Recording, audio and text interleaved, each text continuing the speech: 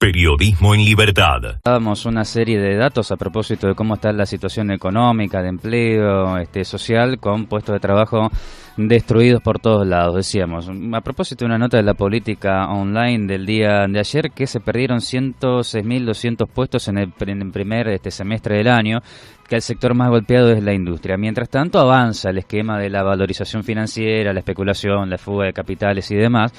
Y en este contexto, la corrida contra la moneda nacional, el peso, una cotización ayer de 34,48, 34,50. Para abordar con mayor nivel de detalle el análisis de todo esto que estamos diciendo, tenemos en línea al economista del CREVA, con quien hablábamos hace algunos días a propósito de algunos indicadores, Gonzalo Semilla. Gonzalo, buen día, ¿cómo estás? Federico Hidalgo te saluda acá en Radio Urbana. Buenos días, Federico. ¿Cómo te va? ¿Qué es eso? ¿No? Es una forma de decir, ¿no? ¿Qué se responde ante esa pregunta? ¿Cómo te va en un contexto como el que tenemos? Y la verdad que no nos está yendo bien, evidentemente. Te estaba escuchando. De todo lo que mencionaste, no hay un indicador que nos llene de optimismo por el momento. Donde vos explores empleo, industria, construcción, mercado automotor, mercado inmobiliario, no hay ningún sector de los que podamos hablar y algunos más que nos muestre algún indicador de esperanza, de optimismo o de crecimiento. En definitiva, todo esto que estamos mencionando, todo está en baja y por lo que estamos viendo va a seguir ocurriendo. Vos estás diciendo que hay una destrucción de empleo bastante importante en muchos sectores de la economía en el primer semestre, cuando en definitiva la recesión está comenzando en el segundo, o un par de meses antes de comenzar el segundo semestre. Es decir, como que todavía queda mucho por andar y no de la mejor forma. Con lo cual, esto, antes que mejorar, claramente empeora, digamos, no es una conclusión muy sesuda la que estoy haciendo, pero si la recesión formalmente se inicia en el segundo semestre y destruimos más de 100.000 empleos en la primera mitad del año, el segundo es una catástrofe en los papeles. Bueno, es una recesión muy fuerte la que estamos empezando a transitar, que incluso, digamos, tenemos fecha de inicio de recesión, pero no tenemos fecha no sabemos cuándo vamos a salir de recesión y depende de muchísimos factores. Entre ellos, básicamente, es de recuperar la confianza que tanto nos está costando, tanto internamente como externamente. Ya afuera, los bonos argentinos en el exterior se han derrumbado ayer 10%, en el año llevan más de 30%, es decir, a nivel externo nadie apuesta a la Argentina, con un riesgo país muy alto que no lo logramos bajar, con lo cual tampoco nadie se anima a prestarnos, y también aunque haya alguien que nos preste, va a ser a tasas muy altas y va a ser una deuda muy cara. Y a nivel interno, con lo que es, sacarnos encima los pesos, porque no creemos en absoluto, irnos a los dólares, la verdad que tampoco ayuda a la confianza. El gobierno, que le cuesta mucho establecer políticas de confianza, en donde ayer habló el presidente 2 minutos, en donde quiso transmitir un mensaje previo a la apertura de mercados para que no se mueva el dólar, y lo respondió, la devolución fue un 8% de la devaluación del peso.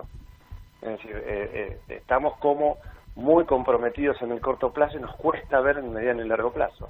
Claro, el punto es que con esta mirada cortoplacista, porque, a ver, esto necesariamente, digamos, nos remite a situaciones del pasado. Nosotros hace un rato pasábamos un clip comparando el discurso de Mauricio Macri de ayer con algunos de los discursos de Fernando de la Rúa durante su presidencia, cuando presentó Megacanje, el blindaje y demás, y en términos discursivos no es muy distinto. El acuerdo con el organismo multilateral de crédito para generar una plataforma de confianza que nos permita no sé qué, y sí, el riesgo país y no sé qué, y además después de Duhovne aclarando que la única solución es terminar, digamos, con el ajuste fiscal, lo que significa ajuste en educación, en salud. Correcto. Sí, más actualización de tarifas que impactan en definitiva en los bolsillos del consumidor. Digamos, uno cuando cuando uno llega a un organismo internacional como el Fondo, es porque ya hizo bastante mal las cosas en forma interna y no logra revertirlo. Entonces se escuda o busca un blindaje en un organismo como el Fondo Monetario, en el cual la historia nos ha demostrado que no nos ha ido bien. Así todo, digamos, ese convenio de acuerdo lo usa más para el mundo más que para Argentina, digamos, más hacia afuera, porque necesitamos estar globalizados y tener capitales extranjeros que apuesten a la Argentina. No lo logramos, no pasaron 2 meses de la firma y prácticamente es como si no hubiera existido, y lo que se está pidiendo era como un mega blindaje. Bueno, dame a disponibilidad lo que me ibas a dar de acá 1 año y medio, dámelo ahora. Lo anuncia, pero después 10 horas o un par de horas más tarde el fondo no certifica eso, simplemente dice, bueno, vamos a analizar el acuerdo financiero. Es decir, tampoco el Fondo Monetario es un organismo que va a dar plata porque simplemente se lo pidamos.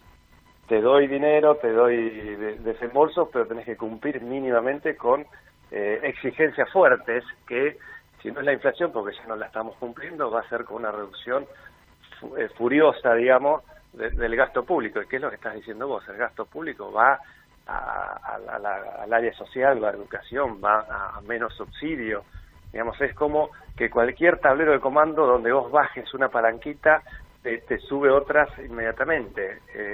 Digamos, devaluar te impacta, te mejoran las exportaciones, pero te impactan en el índice de precios. Bajar el gasto es más pobreza, digamos, pero también te impacta en el índice de precios porque te bajan los subsidios, te aumentan las tarifas. Entonces, como hay una encrucijada que cualquier botón que vos toques del tablero de comando te impacta en lo que vos tenés que acordar y cumplir con el fondo. Ahora, hay un dato que ayer mencionaban muchos analistas, que es que el gobierno a través del Banco Central vendió, creo que ayer, $300 millones a un precio de 31, y después se va la cotización al número que ya sabemos, más de 34 pesos. Sí. Entonces, creo que con cierta, digamos, legitimidad, no son pocos los que sospechan que acá hay una maniobra en la que debe haber un puñado de tipos que se están favoreciendo. ¿Cómo puede ser que el Banco Central venda a 31 y después la cotización supera en 3,5 pesos lo que vendió el Banco Central a la mañana?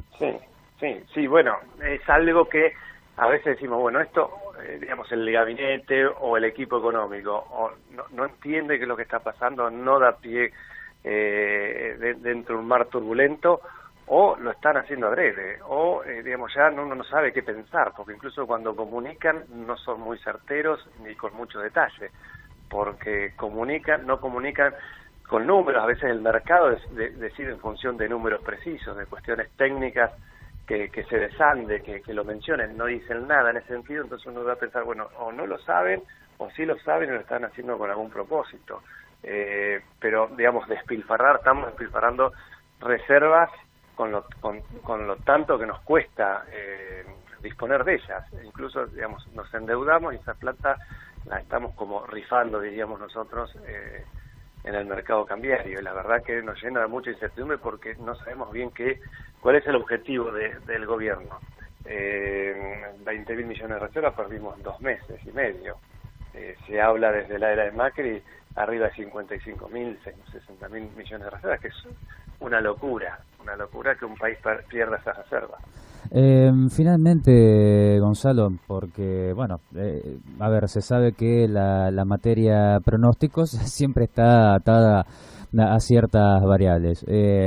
Dar un pronóstico y en función de lo que venís diciendo en el corto o mediano plazo parece ser una suerte, digamos, de misión imposible. Hoy, ¿qué puede pasar hoy? Bueno, hoy, después de la escalada de ayer, debiera el mercado tranquilizarse un poco, pero eso generalmente después de una corrida como la de ayer, tan brusca, tan fuerte, en el cual fue la más destacada de todos los países emergentes. Es más, en algún momento nos quejábamos de que nuestra devaluación del peso era impulsada, motorizada por la devaluación de la lira turca. Hoy seguramente los turcos están diciendo que su devaluación correspondió por nuestra devaluación del día de ayer, que nosotros empujamos a la economía turca. Pero ayer los bonos argentinos cayeron 10%, hoy debiera haber cierta calma, porque si hoy no ocurriera eso, ya incluso se está pidiendo algún cambio de nombre dentro del equipo económico, y a veces ya es como que estamos lejos de los nombres, ya no importa qué nombre ponga uno. Digamos, nuestra esperanza, que tampoco se vive de esperanza, es que hoy esté un poco más quieto el mercado, pero bueno, eso lo vamos a ir viendo, te diría minuto a minuto. Quizás si hablamos a la tarde, hablemos de otra cosa, lamentablemente. Bueno, vamos a ver en qué queda, bueno, qué sé yo, vamos a ver cómo sigue esto, porque evidentemente no se terminó ayer, no se termina hoy, y es una espiral terrible, que además, digamos, el tema de la incertidumbre, ¿no? Se habla mucho de la incertidumbre de los mercados, pero nos estamos olvidando, a ver, el presidente ayer le habló a los mercados, ¿no? Le habló a la sociedad argentina en su conjunto, ¿no? Y es un detalle que no es menor.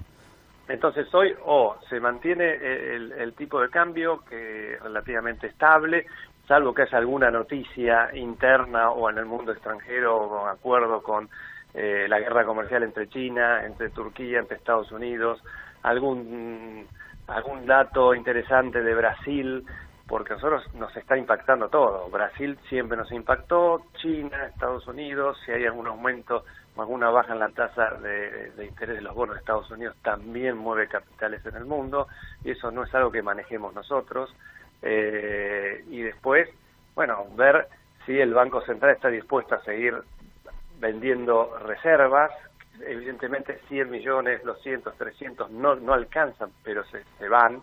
Entonces, o es no vendo ninguna y que siga el tipo de cambio manejándolo el mercado, o porque demanda hay mucha, pero oferta hay poca, o directamente digo, bueno, vendo 1.000 millones, 1.500 millones, que sería, digamos, una sorpresa vender tanto, a ver si el dólar lo quieta. Pero bueno, nos ha demostrado que en el tiempo ha vendido 800 millones hace menos de 10 días y el dólar siguió subiendo, aumentó 4 o 5 pesos desde ese momento.